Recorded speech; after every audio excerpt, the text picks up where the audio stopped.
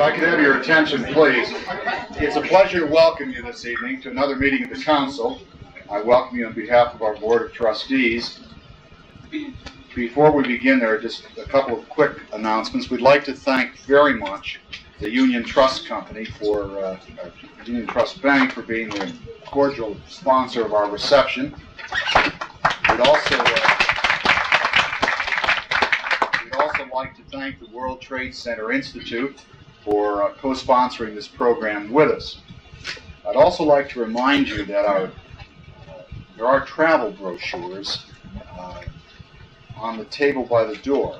As you know, we cooperate with councils throughout the country and make available a large number of trips, actually organized by other councils, available to our members. So the latest travel brochure is by the door. Our next guest will be Richard Haas, the Deputy for Policy, the Bureau of European Affairs at the Department of State. He'll be speaking on Euro missiles and the future of East-West relations on the 13th of December. Just about the day that he'll be. Can I come? And on the 11th of January, we'll have our 4th annual Sun Papers panel, chaired by Joseph Stern and participated in by Mr. Courtney and Mr. Truitt. We're absolutely delighted this evening to have Mr. Wayne Smith as our guest. We were pleased last September to have our first address of this fall given by Dr. Ilke, who presented in vivid form the position of the administration with respect to Central America, underlining, I think, their view of the seriousness of a Marxist-Leninist threat and the appropriateness of military force as an instrument of policy. Mr. Smith, Dr. Smith, of course, is going to address the question of the United States policy in Central America from a different perspective. The title of his address is A Critique of United States Policy in Central America, Aftermath of the Ilke Address. Those of you who are familiar, I don't know if we should have had this address a month ago or whether it's perfect time. In any case, certainly recent events underline the significance of what amounts to a discussion between Mr.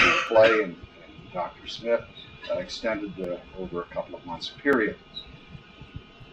Dr. Smith is more than well qualified to address the topic this evening. He was widely recognized as the top State Department expert in Cuba before he resigned from the Foreign Service in 1982 in opposition to policies of the present government in Central America. He had several assignments in the State Department related to Cuba. His first position, I believe, was as an analyst on Cuban affairs in the Department of State. He served shortly thereafter as third Secretary of Political Affairs in Havana. After returning for his second of 3 master's degrees, the second being from Columbia, the first from University of the Americas in Mexico City, and the third from George Washington University, which preceded his PhD from that same institution. After that second master's degree at Columbia, he served as the Cuban desk officer for 2 years at the Department of State. A series of assignments extending over about 6 years were in relation to Soviet Union affairs and included being posted in Moscow. Following that, he served in Argentina. It's been suggested that he was, while there, responsible for some of the favorable ties that we have to the present administration in Argentina.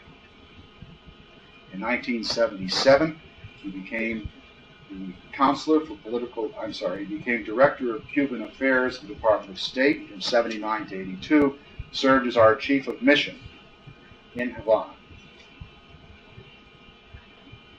As I mentioned, he's received 3 master's degrees, his PhD degree, and most recently has written a number of articles concerning Central America, suggesting the importance of attention to the actual realistic appraisal of the levers of influence available to the United States in that part of the world. We're indeed fortunate, privileged to have as our guest tonight Dr. Wayne S. Smith.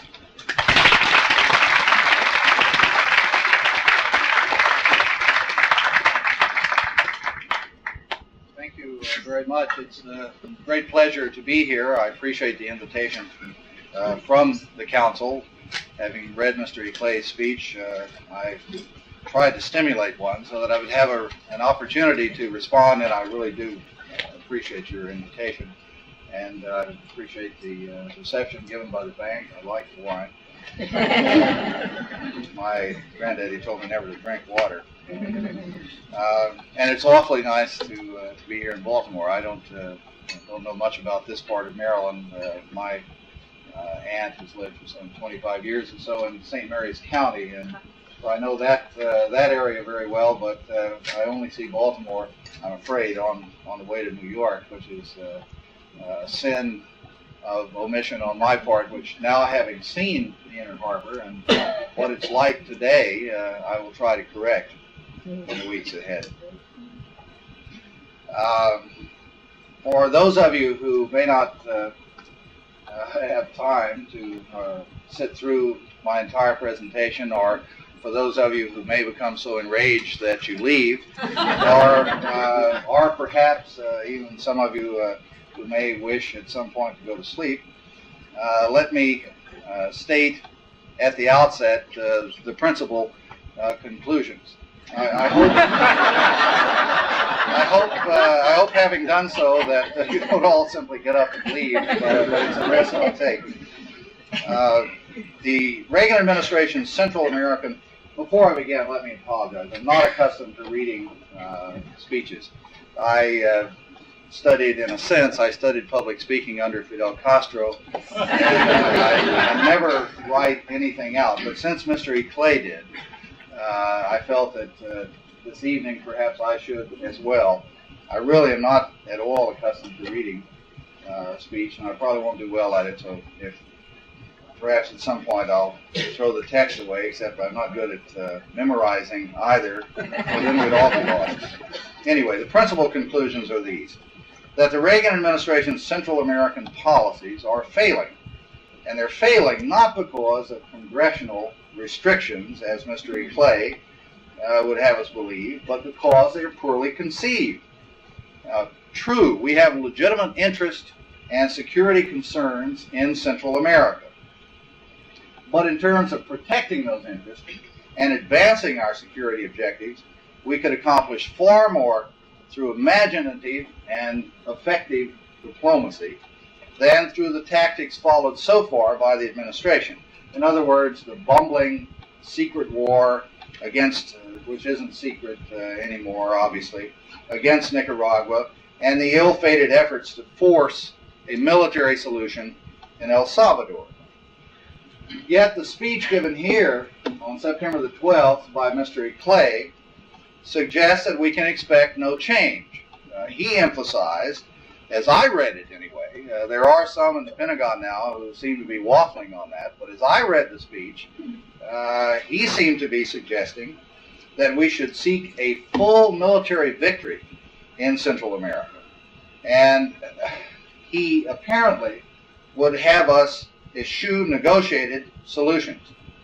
And what I would say is that if that is indeed the course the administration has chartered, then the stage is set for a full-scale foreign policy disaster.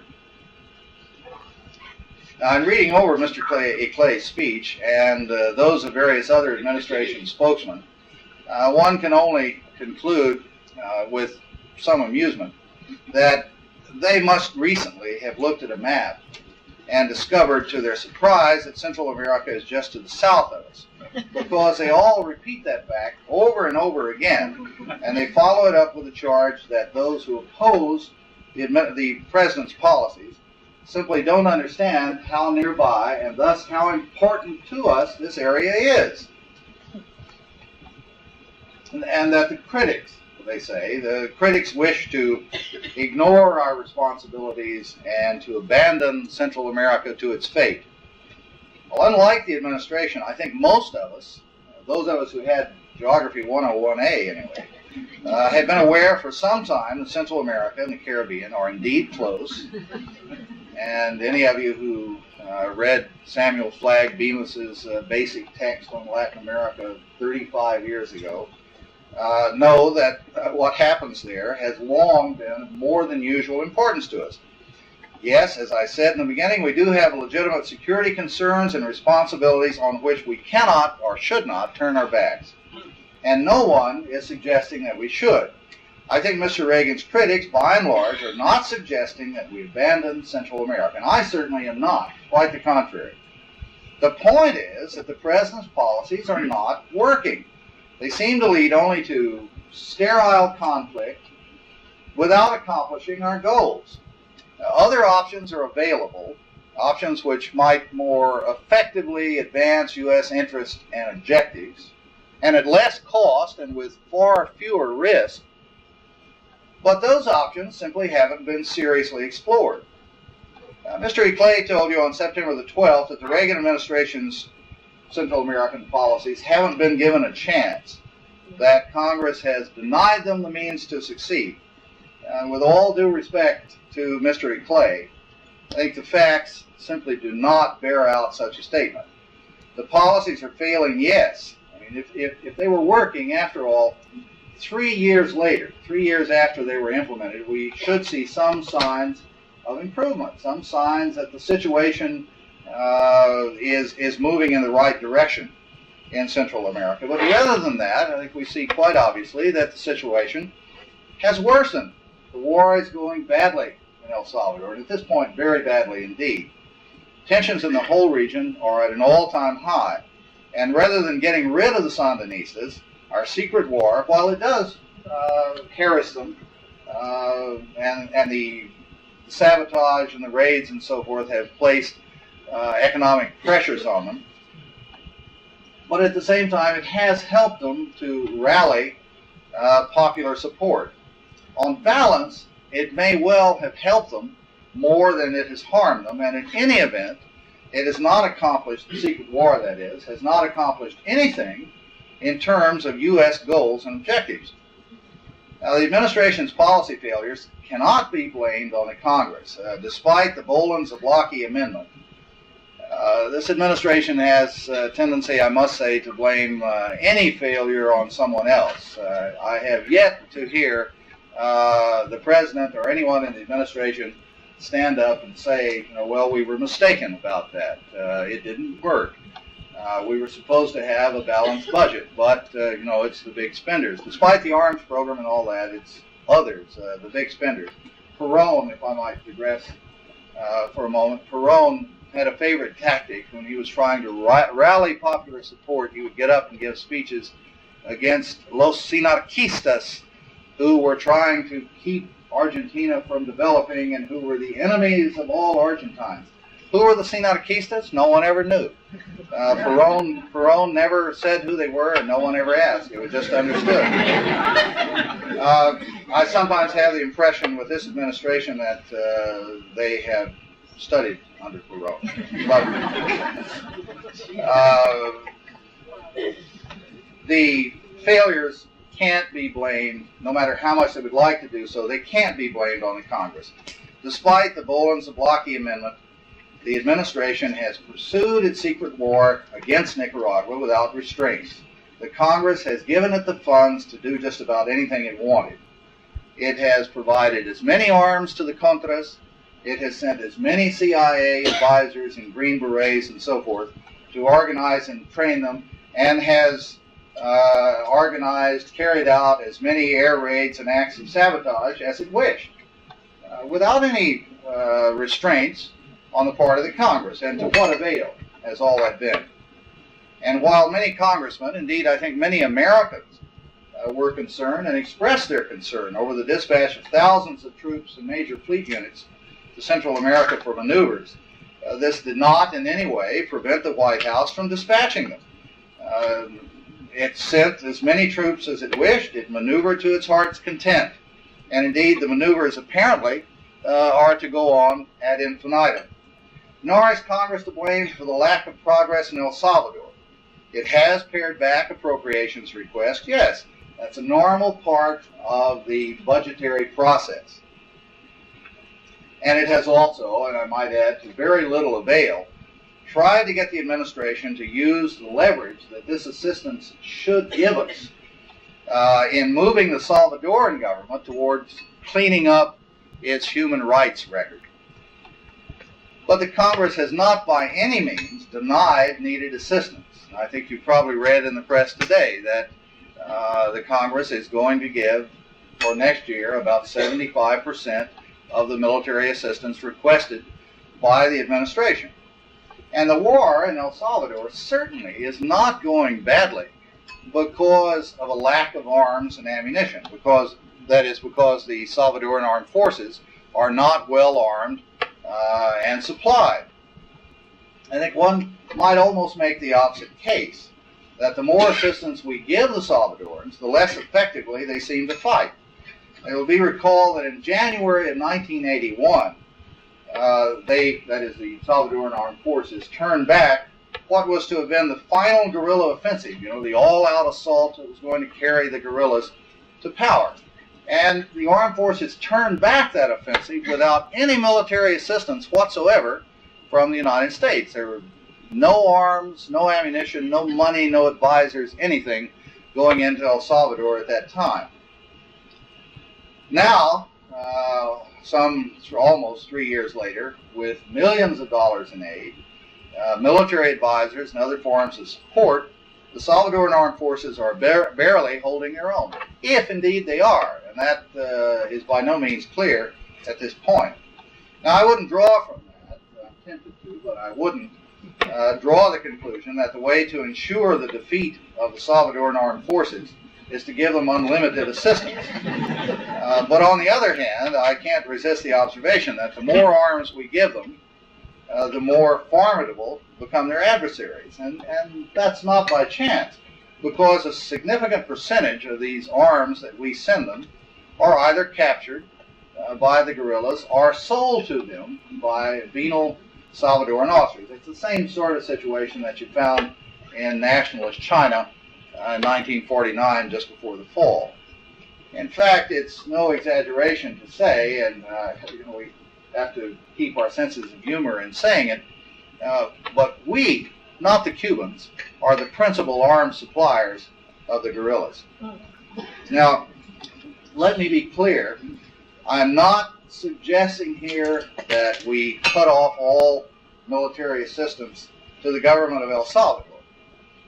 I don't suggest that, and I think most Americans would agree that it may be necessary to maintain prudent levels, to continue to give prudent levels of assistance while we search for a sensible solution in that country. But at the same time, military assistance in itself, or by itself, provides no solution at all. It really solves nothing.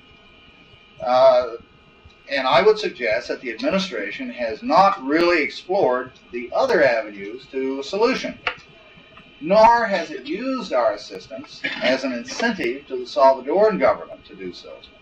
So that in the context of our present approach, military assistance is simply leading us into a blind alley. Mr. Ilke complained on September the 12th that the Reagan administration has been unjustly accused of introducing an East-West element to the conflict in Central America. As the Soviets are giving military assistance to Cuba and to Nicaragua, he said, the East is already there. And there's an element of truth in that. But I think he misses the central point, which is that to portray the conflict in Central America essentially as a matter of East-West struggle, and the violence there as a matter of Soviet-Cuban aggression, is really to take it out of context. A more realistic appraisal would suggest that the conflict is essentially indigenous. It emerges from decades of fiercely repressive governments, of really grinding social injustice and economic underdevelopment. The challenge we face there really is one which requires subtleties of approach, far beyond the simplistic, the good guys versus the commies approach of the administration. For one thing, that kind of attitude makes it extremely difficult to appeal to the many non-communist opposition elements in El Salvador and Guatemala. Because if the United States assumes that anyone who opposes a regime we support must be communist-inspired, then of course we won't be willing to deal with them. And we thus cut ourselves off from the moderate democratic elements that really are our natural allies. And at the same time, by addressing the situation in this East-West context, we tend to have a skewed perception of the repressive governments that have encouraged the revolutionary turmoil by neglecting the welfare of their people. And rather than seeing them as for what they are, in my mind, as the agents of instability in the region, we tend to view them as valued allies in the common struggle against the Red Hordes. Now, in a soon-to-be released book, which I recommend to all of you once it's on the bookshelves, by Professor Cole Blazer, he has, I think, very astutely noted that the most harm to U.S. interests in Latin America, which has resulted from Soviet efforts in the area, has come precisely from our overreaction to them. And it may be so here. The Reagan administration speaks of one Soviet blueprint, but what if the real Soviet strategy is to get us to bog ourselves down in a new Vietnam and to become so identified with the status quo and with the murderous right-wing regimes that we undermine our moral position in the world at large and divide our own house? Now, if that's the Soviet aim, then we are cooperating with it fully. I'm not suggesting that there aren't any East-West implications here. There are East-West implications in virtually every conflict in any corner of the world. And I'm not suggesting that to the extent that there is an external factor, it should be ignored. Of course not. I mean, the Cubans and the Soviets had more influence in Nicaragua than we can be comfortable with, and we should aim to reduce it. The Salvadoran, or the Cuban and Nicaraguan support to the Salvadoran guerrillas has been grossly exaggerated by the administration, but it does exist. I mean, both have given some degree of support to the guerrillas, and we should wish to cut that off or to stop it. And certainly we must wish to make it perfectly clear that we will not tolerate any Soviet bases in Central America. But the point is that nothing the administration has done so far has advanced any of these aims. The administration can't point to a single rifle or bullet that has been, or that have been interdicted during the secret war. Certainly the secret war has not reduced Soviet-Cuban influence or presence in Nicaragua. It's quite the contrary.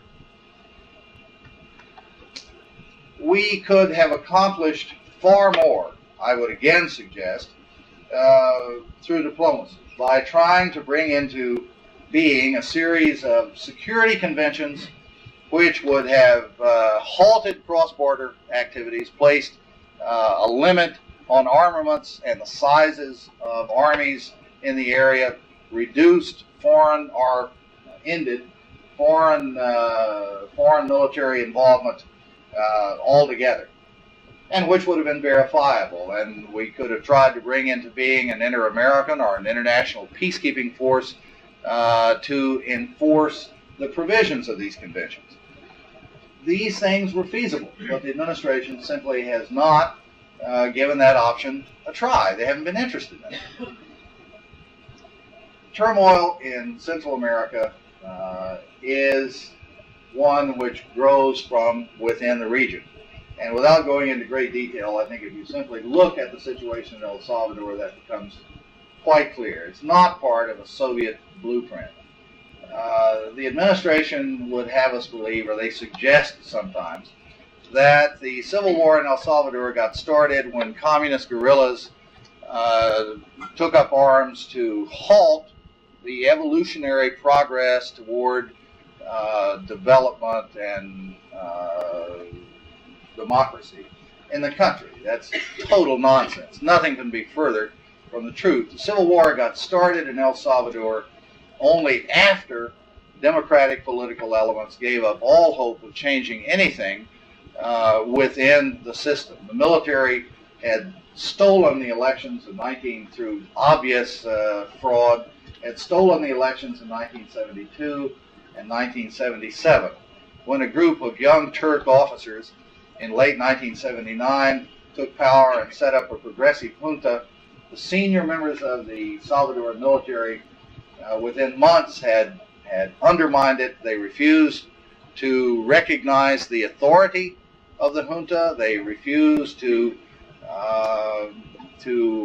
accept the orders of the junta to curb the excesses of the death squads and the security forces. The civilian members of the junta resigned. Guillermo Ungo, who now heads the FDR, the political wing of the FMLN FDR, the guerrillas in other words, was a member of that junta. He is a democratic politician. He resigned. He and many others went over to armed struggle. And in early 1980, the Civil War got started in earnest. It was not started by the communists. It was not started by communist guerrillas because they feared the evolutionary movement toward democracy. It was quite the contrary. And how, I would ask, does the administration have any hope of bringing the Civil War in El Salvador to an end without addressing the conditions which got it started in the first place, without at least trying to bring under control the right-wing death squads? And that hasn't been done. On the contrary, they have stepped up their activities since last year. Mr. Ilke came back from a recent trip to El Salvador talking about the damage that the right-wing death squads had done, but at the same time asking for more military assistance, whether or not the death squads were brought under control. And the White House certainly has done nothing so far, has done nothing to try to help the situation, when late last year our well-meaning ambassador down there gave a speech warning the right wing against continued violations of human rights. The White House immediately disavowed the speech, and the ambassador was eventually transferred. Now, what conclusion, if you were a member of the right-wing death squads, what conclusion would you have drawn from that? Well, I certainly would have drawn the conclusion that I need pay no attention to such admonitions from the American ambassador, that the White House was not serious about curbing excesses, and I could do as I wished. And so I think it's not by chance that assassinations and other violations of human rights have increased since last year. In El Salvador, we tolerate death squads. In Guatemala, we've become identified with a series, really, of the most murderous regimes on the face of the earth. Regimes which have slaughtered tens of thousands of their own citizens, and which have committed atrocities which make the Sabra and Shatila massacres in Lebanon look like child's play. And when President Reagan says that Rios Montt, who was until recently the president of Guatemala when he was overthrown by another general, when President Reagan says that Rios Montt was a man of great integrity who has simply been given a bum rap by the U.S. media, and when he now seeks to give military assistance to the new military regime in Guatemala, which is even worse, he makes a mockery of the claim that we are defending freedom and democracy in Central America.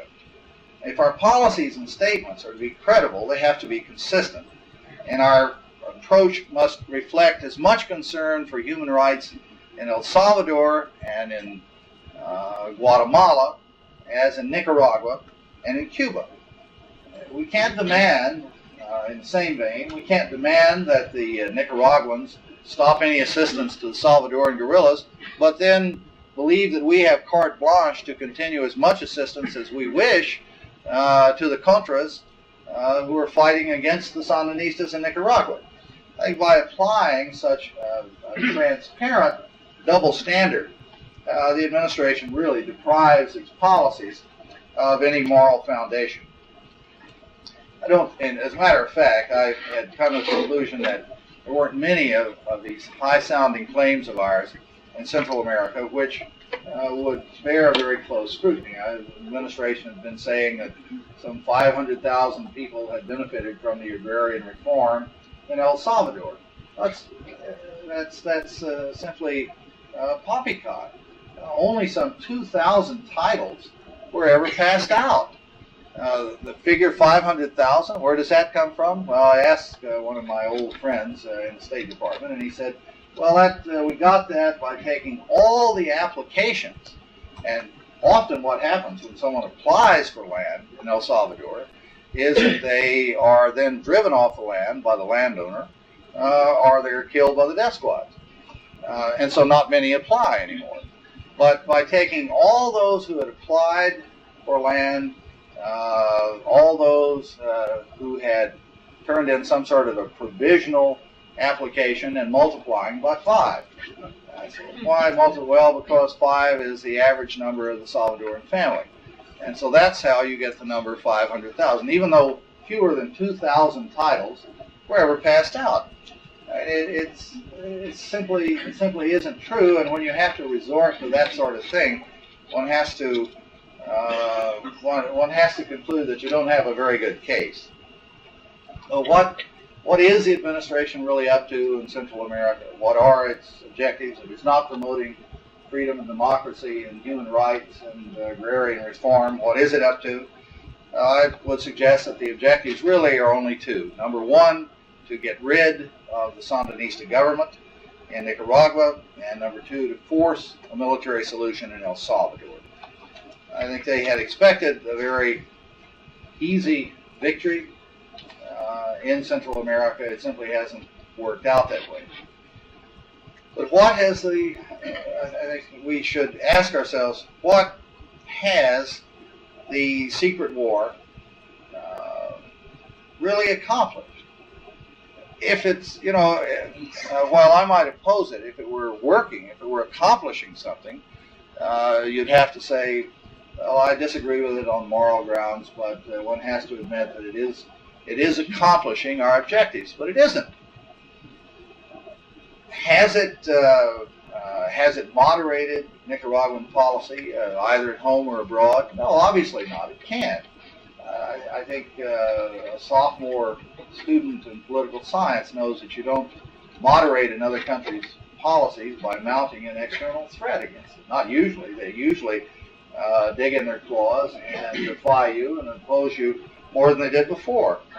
It drives them, if anything, in an even more radical direction. It certainly doesn't reduce Soviet and Cuban presence. Again, quite the contrary. As they look to defend themselves, they have to turn more and more to the Cubans and the Soviets for defense. It hasn't interdicted any arms, and it doesn't get rid of the Sandinistas. It wasn't designed to accomplish the first, and the second is beyond its scope. I would say in conclusion that it's really astonishingly inappropriate and counterproductive, and yet we stick with it. In El Salvador, the objective is clearly a military victory, and I think as we look at the press today, we can see that military victory is further away than ever. There are now signs that the Salvadoran armed forces may be coming apart, may be on the verge of disintegration. And what will we do if they do become undefeated? I don't think we'll have much choice but to put American troops in. I give the president a good sense of public relations, and he knows that won't sell well in Peoria. But on the other hand, in his position, since he said that this was a threat to the vital security of the United States, he can hardly accept a major military defeat in El Salvador just prior to the 1984 elections. And so he may not have much choice. We have had, and I'll try to skim over these, but we have had, since the beginning, since 1981, we have had any number of opportunities for diplomacy. It now comes down to a choice, because what we are doing, the secret war and the efforts in El Salvador, are not working, and they aren't going to work as presently conceived. So it's a choice.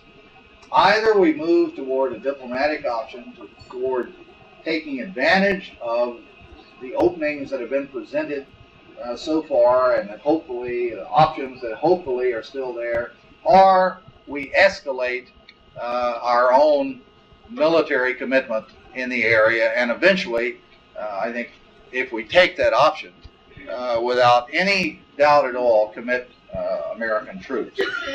I won't go through the whole list of openings that we've had, but there have been many, and one I must mention at the very beginning. The administration now holds that there was never any chance of dealing with the Sandinistas, that they were, at the time the administration came in, they were hopelessly in the pockets of the Cubans, and that they refused to discuss the matter of their assistance to the Salvadoran guerrillas. Well, it simply isn't true, and one can go back to see that it isn't. One need only go back and read the administration's own statements. In late 1980 and early 1981, we laid it on the line to the Sandinistas. We knew that they were giving support to the Salvadoran guerrillas. They had been giving support in connection with this massive offensive in January of '81 that I talked about. They had to knock it off, or we were not going to be able to continue any kind of a relationship with them. We would have to stop the small economic assistance that we were giving and so forth. And at that point, they did, which was acknowledged by the administration in a statement on April 2nd of 1981, when it said, we have had no evidence for weeks now of any arms trafficking, and propaganda and other forms of support seem to have been curtailed. In other words, the Sandinistas had acceded to our demands, but we cut off economic assistance anyway, which is a strange way to negotiate. When you go to the other side and say, you must accede to our demands or we will take these sanctions against you. The other side does accede to your demands, and you take the sanctions anyway. The next time you go to them and ask them to accede to your demands, they're not likely to pay much attention to you. But this was not by any means the end of it. I mean, there were any number of openings that took place over the next few years. August of 1982, the Sandinistas gave us a note, a diplomatic note, offering to sit down and discuss all issues in disagreement between the two countries. We didn't even answer the note. And I think this latest round of overtures from the Nicaraguans and Cubans is most illustrative. We've said all through the years that our principal complaint with Nicaragua and with the Cubans was that they were supplying the guerrillas in El Salvador with arms, and that Nicaragua was building up its own armed forces. Now, in July of this year, the Nicaraguans offered a 6-point proposal, under which, one of the provisions of which would have been to stop any arms trafficking that was going on, but it was going to be reciprocal. All sides would stop supporting guerrilla groups in other countries. Castro chimed in at the same time and said that he would remove his advisors from Central America, and he would adhere to an arms embargo applied to the area if the United States would also do so. Sandinistas had earlier said that they would accept limitations on the sizes of armies, and they have offered a means of verification, on-site verification, and so forth. Well, since these overtures, these proposals seem to answer the basic complaints that we had, one would have expected, I mean, in international politics, no one should ever trust anyone else, and you should never take anything at face value. But one would have thought that these proposals at least would have been worth careful exploration. They might have touched off a negotiating process to see how serious the other side was and to try to pin down such things as verification and means of enforcement. Did any such negotiating process take place? No, absolutely not. None. At first, the president said, well, these were encouraging. And on August the 4th, Secretary of State Schultz assured congressional leaders that these overtures would be thoroughly explored. But the fact is that they weren't. They were never explored at all. And on August the 13th, the president was back around to saying, well, that Castro simply wasn't sincere, and we didn't have any intention of discussing these overtures or anything else with him. And we haven't. We have sidestepped every opening for serious negotiations, every promising diplomatic opening that has come along so far. The administration has said that it supports the Contadora process, but in fact, representatives of the Contadora governments say that that is not the case, and they have openly complained of the administration's efforts to undermine the Contadora process.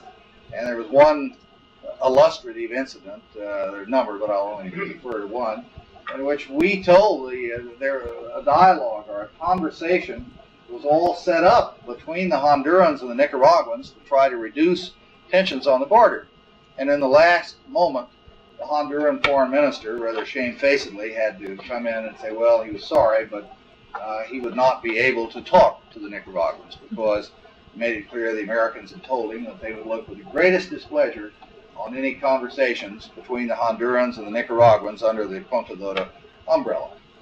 Now, hopefully, I think things have now reached such a point that hopefully someone in the administration will realize that the only hope for a solution in Central America, short of escalation, a military escalation, commitment of American troops, and the whole thing, the whole ball of wax, is through negotiations, and that the Contadora process is the most promising option that we have. And I hope that it isn't too late, and I hope that the administration will come to its senses before it is. But I must conclude pessimistically that I see little evidence to suggest that the administration is changing course. And to come back to Mr. Ilke's speech, if we take his speech of September the 12th as an accurate reflection of the administration's policies and thinking, then we are indeed headed towards a new Vietnam. And in the wake of the invasion of Grenada, I don't think anyone should have any illusion that the War Powers Act would restrain the president from sending U.S. forces into combat without congressional approval. Now, however one may feel about the justification for the invasion, and we don't need to get into that. But even if one accepts that the president was fully justified in ordering the invasion of Grenada, I think it's still the way that we went about it, the way that the administration went about it, is profoundly disturbing. We did not consult with the Congress. We did not consult with our allies with predictable results. And as far as the American people's right to be informed, well, it simply went with the boards. I think the image that emerges from the handling, leaving aside the argument over justification, the image that emerges from the handling of the Grenada crisis seems to me to be one of an administration which is perfectly willing to set aside U.S. law, international norms, to ignore the Congress, to ignore our allies, and worst of all, which has no qualms at all about misinforming the American people. And it's simply not a reassuring performance, and against that background, I'm not terribly optimistic when it comes in terms of the administration's prudent and intelligent handling of the Central American crisis. Now, let me, in concluding, let me clarify one point. I am not advocating a retreat. I'm not a dove. I'm not really a dove. I'm certainly not a peacenik. Until a few months ago, I'd never belonged to a political party. I considered myself to be a professional diplomat, a pragmatist, and a realist. I'm an ex-Marine, a Marine combat veteran, and I certainly understand that this is a dog-eat-dog world in which we live, and that force in this world, unfortunately, still has its place. That there are times when there is no alternative but resort to force, and there are other times when the threat to use force is not only legitimate, it is constructive. I would say this, that had the threat of U.S. force in Central America been used to induce the other side to come to the negotiating table and to negotiate sensibly, that would have been a constructive and a responsible use of our force. We are a superpower. This is an area very close to us. We have security concerns there on which we simply cannot turn our backs, nor need we do so. But having once threatened to use force, when the other side did offer or did express its full willingness to come to the negotiating table, when it made concrete proposals to us, and we then refused to sit down, then you're left in a situation in which eventually the other side will have no choice but to stand and fight. If you give your opponent, your adversary, a choice of sensible negotiations, fine. If you give him a choice of surrender or die, more often than not, because pride is usually the most, in the final analysis, it's the only thing we have left, he will stand and fight.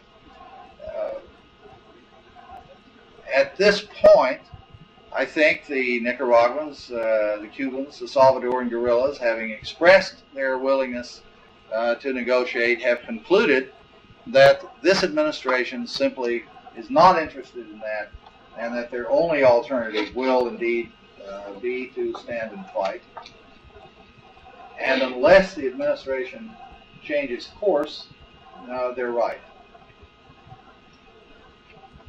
Perhaps we should take a very cosmic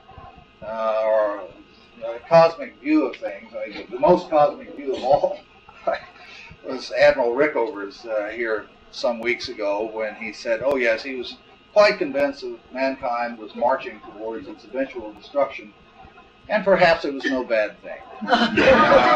Well, that's easy.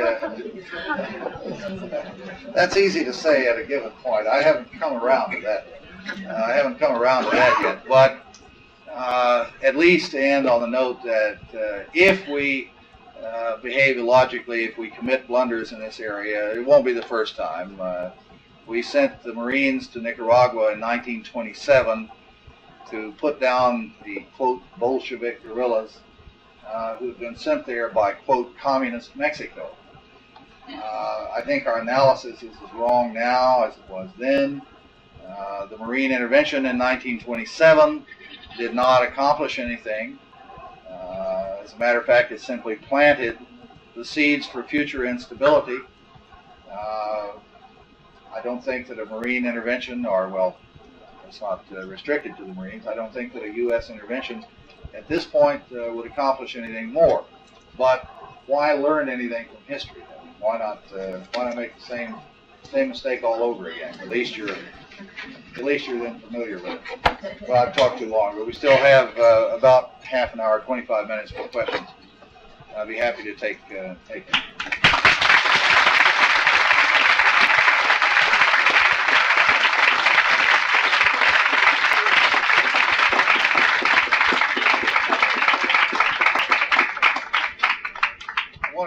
congratulate you all. It was very warm, and I don't know. I at one point thought that could be conditions. And going from that, do you think there's a point at which our administration may feel obligated? I'm sure there are Americans in Nicaragua, are they? a few, yeah. Yeah. Then at what point may, in this turmoil condition where life and property are threatened, may our administration feel obligated to mount a rescue operation to save their well-being? I don't, yes, I take the point. I don't really think that the administration is moving right now to an invasion of Nicaragua.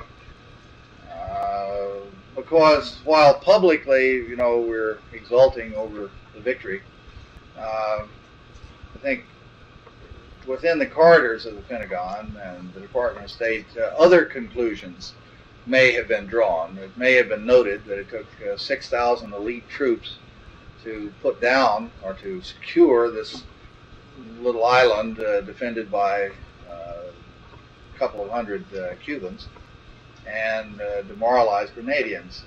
And that the record of the Nicaraguans is very different from that of the Grenadians. I mean, they've in effect have been fighting for a long time. They fought us in 1912 and they fought us in 1927, and from the old Marine histories that I've read, they did a very good job of it too. And I was told, I don't know whether it's true or not, but I would suspect that it is, was told that there is now an assessment, the Pentagon assessment, that if we committed troops in Nicaragua, we would have to accept at least 15,000 dead and at least 35,000 to 50,000 wounded. I think that's very optimistic. I think it would be far more than that. And therefore, I don't think that the administration at this point is actually thinking of a rescue operation in Nicaragua. The maneuverings at the moment, I believe, are designed to intimidate the Nicaraguans. I think more likely is the commitment of American troops in El Salvador, because the news from the war front, so to speak, is not good. And there are some signs that the Salvadoran armed forces are coming unglued. So, as I was saying during my remarks, administration may at some point feel it has no choice, and it will put in troops. But I don't exclude an invasion of Nicaragua at some point along the way, as the secret war and the efforts to intimidate don't work. Yes, sir. Dr. Smith, as a Marine, I'm surprised to hear you say that you're an ex-Marine, because you remember once a Marine, always a Marine, yes, always yes. a Marine. Having said that, I still feel that way, in fact, Yeah, and it's sometimes difficult for me as I talk to the Salvadoran guerrillas, and they say things like, you know, if they send the Marines, we'll wipe them out. No, you won't. We know how to take care of that's ourselves. something that's been bred in us in the Corps. Right. But my question is that if you could call the shots and you were setting policy for the State Department and for the administration, could you amplify a little bit further what points you would negotiate from a diplomatic standpoint, and take us a little bit further into Sure. how you would do it? Sure. Yes. This was. I'm glad you asked it, because it was a point of great frustration to me in Havana. I worked on the Cubans for almost a year to bring them around to a willingness to discuss this with us. And again, I am not one who has any reservations about possible use of U.S. power. I mean, in this area, in Central America and the Caribbean, given our position and the realities of the situation in the world, the parameters of the tolerable are established by our security concerns and by the power we have to back them up. And the Cubans and the Nicaraguans are not fools. So they understand that. They push us to the limits of the parameters, but they understand that those parameters are there. So I would have suggested to the Cubans and the Nicaraguans that the power was there and that it might be used. but that we were willing to negotiate a number of points with them. Number one, that there had to be a limit placed on the size of the Nicaraguan army and on the kind of armaments that it acquired, so that it would not threaten its neighbors. Nicaraguans, you know, said that they were acquiring the arms and building up to defend themselves. Against whom? Not the Hondurans, no, against us. But when they would say that, no, we're building up to defend ourselves against you, the United States, the response was always, oh, that's ridiculous. No matter how many arms you acquire, you couldn't defend yourselves against us, and so that's pointless. But that, you know, is like telling Czechoslovakia that they have no right to build up their defenses against Germany because it can put 95 Panzer divisions across the frontier. So that, first of all, a limit on the Nicaraguan army and the nature of its armaments. I would have moved to bring into being a series of security conventions under which all parties would have given non-aggression pledges and which would have brought into being an inter-American or an international peacekeeping force to patrol the borders. Another provision would have been to stop all cross-border activity in the area, and to have stated that we would not tolerate any Soviet bases in Central America. I would have then continued to work with the Nicaraguans in an effort to maximize my own influence or U.S. influence, and we had, after all, considerable economic leverage to bring to bear, which we simply didn't. Only after the secret war was well launched did it occur to us that Nicaraguans sold sugar to us and maybe we should try to use that as leverage. By then it was too late. So I would have, through diplomatic means, tried to reduce Soviet and Cuban influence in Nicaragua and to maximize my own. But once having isolated Nicaragua, having made it clear that I would not tolerate Nicaragua's use as a Soviet base or as a Soviet military platform, I would have assured U.S. security. And from there on, you can work with diplomacy and economic leverage.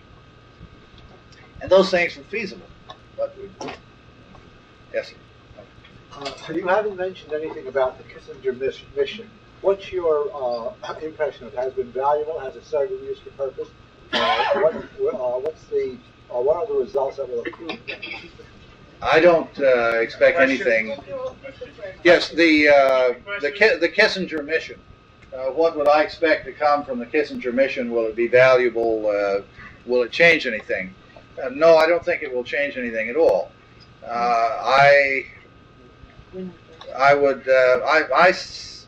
Appointing Richard Stone was a public relations gimmick.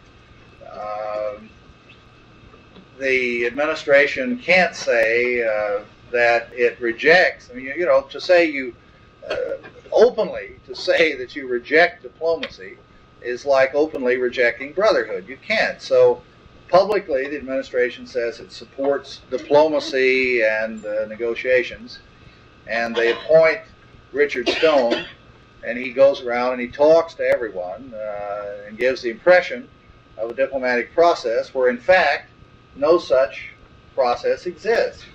It was purely public relations. The Kissinger mission, or the Kissinger Commission, I think was very similar. It was a gimmick. And I think that Dr. Kissinger, who's an astute and honorable man, but who doubtless does not want to rock the boat too much, and I don't really think there's a lot, given the mandate. After all, this commission was supposed to look at long-range effects. There's not a lot that the commission could have accomplished, even if there were a real will to do so, and there isn't. So I would imagine that the commission will come up with a report which will at least say that the problems have their roots in social injustice and economic underdevelopment, and therefore we should give more attention to a long-range economic development program and more attention to social reforms and to such things as human rights. I think, as a matter of fact, that's why we're seeing a lot of interest at the moment in human rights in El Salvador, because Kissinger has come back and probably told them that the report will have to mention the death squads and that we should do more to stop them. But that basically the administration is on the right track. I don't expect anything to be changed by the Kissinger report. And you know, after all, there are rumors that Schultz is going to be leaving as Secretary of State.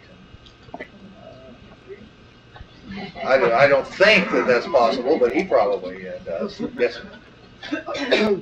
Assuming that the Contadora nations were really allowed to bring the Salvadorian government and the guerrillas to the negotiating table, what do you see as the possible form of a settlement of the disagreement between them? Right. The guerrillas reject any election. No, they don't.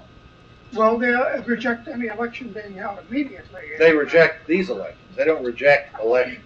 That's a good question. I didn't touch on that at all. Thank you for asking it. Let me answer give a somewhat expanded answer rather than that precise question. See, I think that the Cubans and the Nicaraguans, as of January of 1981, when the guerrilla offensive failed, understood that the game was up.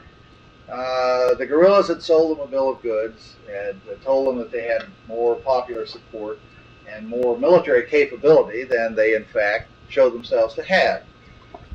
That being the case, that they weren't going to win in the near term, and with the new American administration in, that if they should at some point along the way be on the verge of winning, that would simply provoke a full-scale U.S. military intervention, and so in fact the guerrillas would lose. Moreover, that as the situation in Central America heated up, that the United States might in fact take direct military action against Cuba or Nicaragua. And as a Cuban official put it to me in March when I was down there with Senator Weicker, in the final analysis, or in the long term, that would be disastrous for you. It would undermine your position in Latin America in the long term and all that. But in short term, being bombed is no fun, and it would be very painful to us. And so the best thing is to negotiate a solution in Central America, and specifically in El Salvador. What form might the solution have taken? Well, the Cubans have indicated all along that they would support elections, and they had indicated at one point in private conversations, well, just with me, I mean, not with the administration, with the full administration, that even if the guerrillas, or even if the FMLN at DR did not win the elections, that they certainly would get a sizable chunk of the votes, and that they would have a significant block in the assembly, and that they would be a recognized, legitimate force in the country, which was a lot more than they had before the Civil War, and that would be progress enough for the time being. And meanwhile, the way was open to the future. But I think a solution was possible, and perhaps still is, in which you have the two sides negotiate, and they begin to talk, first of all negotiate a ceasefire, and then begin to address the issues that got the Civil War started in the first place, that will negotiations aimed at bringing about conditions under which really meaningful elections could be held, elections in which all sides would participate. Now, I suppose the principal sticking point is that neither side would trust the other to oversee the electoral process. The guerrillas are not going to participate ever in elections which are simply convoked by the government and in which they are told, you can participate if you want to or not, and we will discuss this time in March of 1982 modalities for their participation were not even discussed. I mean, not that they would have discussed them, even if they'd had the opportunity, but they didn't. They won't participate in elections like that. They would participate, and they have never rejected elections as part of a solution. What they say is elections in and of themselves are not the solutions. Elections must be part of a solution, that the process will culminate in elections. But you can't have meaningful elections with the death squad still operating and the Civil War still going on. So I think that it would be possible if now the Salvadoran government, of course, is not going to be particularly interested in sharing oversight responsibility. This is what the administration refers to as shared power. Well, it isn't really, it is in a sense shared power, but I don't see this as a major obstacle so long as the mandate of this shared oversight apparatus is clearly defined and is temporary. In other words, the shared oversight responsibility is only to oversee the elections, and then it gives way to an elected government. It's said, well, the guerrillas with arms in hand would never accept it, that Guillermo Ungo and Rubén Zamora and the other politicians, sure, they're willing to talk about elections, but the guerrillas wouldn't. Well, in October of 1982, the FMLN, FDR, put out their statement calling for negotiations without any preconditions and making it clear that they did accept elections. That statement was signed by all 5 wings of the guerrilla forces of the FMLN. And when I've been in Mexico, I go over and talk to the FMLN as well as to the political arm, the FDR, and they emphasize over and over again that yes, they would accept elections. Now, I think there are, without any question, there are guerrilla leaders out there in the field who might not wish to participate in elections. But all the more reason to begin negotiations, to engage the moderate elements in the FMLN, FDR in this process, and thus hopefully marginalizing the extremes on both sides, the right and the left. Yes. I noticed you failed to comment on Guantanamo Bay, since your past experience has been primarily with Cuba. Can you comment on the economic situation of the base? Who pays for it? The taxpayers' dollars. Is it still in effect? Also, is it true that the Mafia and CIA has turned Castro against America, whereas before the Americans supported Castro against Batista? What was the last? Has the Mafia and Has the Mafia and CIA turned Castro against America, whereas the United States government supported Castro against Batista? I see. Well, as to the first, I didn't mention the Guantanamo base because I don't give it any importance. Why not? The Cubans always mention it in public forums. They never fail to raise it if there's some reason to do so, in the UN or the non-aligned, because foreign bases are not popular with anyone, and they can raise Guantanamo and have the sympathy of 95% of the people in the room, even people who may not like it. They have never, well, I can't speak for the period after the summer of 1982, but until that point they had never raised Guantanamo in private conversations with us, because I think they understand. Cubans are very pragmatic. And I think they understand that Guantanamo is the end of the line. When you have diplomatic relations, when you raise the embargo whenever that is, 20 years from now, or 30 or 40, raise the embargo, and they've compensated us for our nationalized properties, and a whole series of other things have taken place, and we have far more confidence than we do now in one another. Then perhaps we can begin to talk about the return of Guantanamo. Guantanamo isn't worth anything. I mean, it was acquired in 1902 as a coaling station to protect the approaches to the Panama Canal, which gives you some idea of how much it's worth today.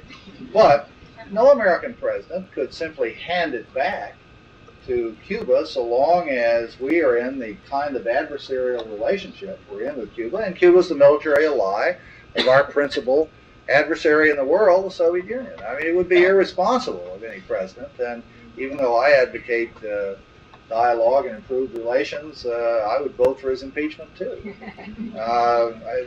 But at some point along the way, we should be able to discuss Guantanamo. No, I don't think the CIA and the Mafia turned Castro against the United States. I think Castro had very definite foreign policy objectives. It's a very long story to go into, but he was not a Marxist-Leninist when he came to power. But he did have foreign policy objectives which he understood quite clearly would carry him into conflict with the United States.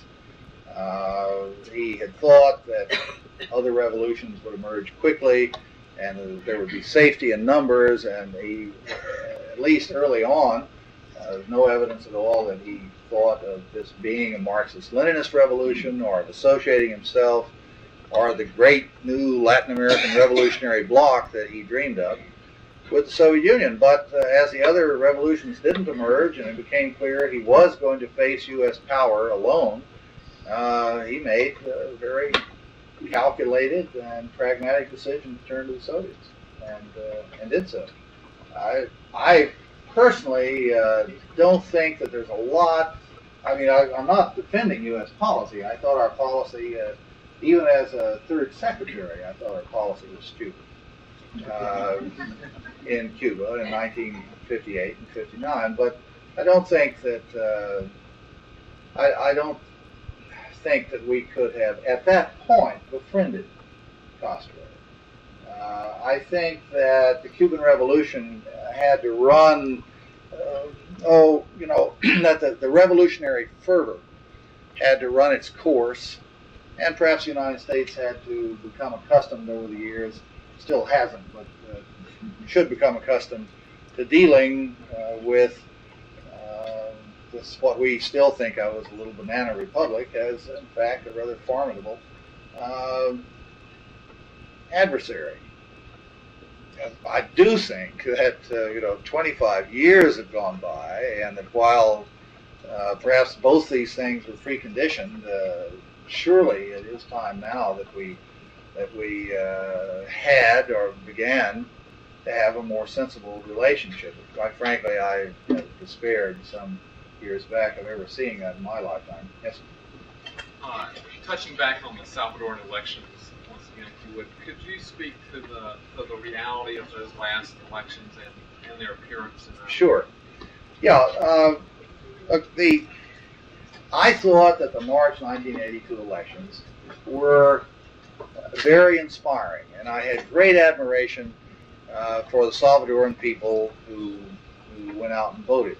But at the same time, it was obvious before the first vote was cast that the elections were not going to change anything. I mean, they would be inconclusive. They would not change any of the basic factors in the equation. I don't know of any civil war. Maybe there are some, but I'm not an historian. I don't know of any civil war that has been halted by having one side convoke elections and in effect tell the other that it can negotiate the terms for its participation. That simply isn't realistic. And as to all we hear at this is a legitimate government because the great majority of Salvadoran people elected it. Well, as I say, I found the fact that they went out and voted inspiring, but at the same time, voting is compulsory. in El Salvador. And it does go into your identity carnet as to whether or not you did vote. And if you didn't vote, that was taken as an indication of support for the guerrillas. And so people not being foolish, most of them went out and got in line because they realized that 3 months later, as they were stopped at a checkpoint and they had to show their documents and they hadn't voted, it might have been the end of it. I don't want to appear too cynical about it. Even so, I think that it was inspiring that they went out, and there was some danger in some places that they went out and voted. But the elections were just inconclusive. After all, the left was excluded. They didn't participate at all. I personally don't think that the left could win an election, but even so, when they don't participate, the whole process is skewed and can't be viewed as conclusive. I mean, after all, you remember back in what we used to call Rhodesia, when, Lord, his name escapes me, the bishop who won the elections, Muzorewa, yeah, when Muzorewa won rather impressively in Rhodesia under one set of circumstances. When the circumstances changed, the outcome was quite different. So elections that are conditioned and in which all sides don't participate, you just can't take as conclusive. The new elections won't be any more conclusive. They won't change anything or solve anything more than those did in March. But elections must be part of a solution, but part of it. On that, I would agree with the guerrillas. We have this almost magical, or we have a confidence in almost the magical quality of elections in and of themselves. That's what we did in 1927 when we sent the Marines to Nicaragua. With the Marines overseeing the polling places, we held elections. As soon as the Marines left, Somoza took power. The elections didn't solve anything. Well, at least there was a chance maybe there. Have we come to the time?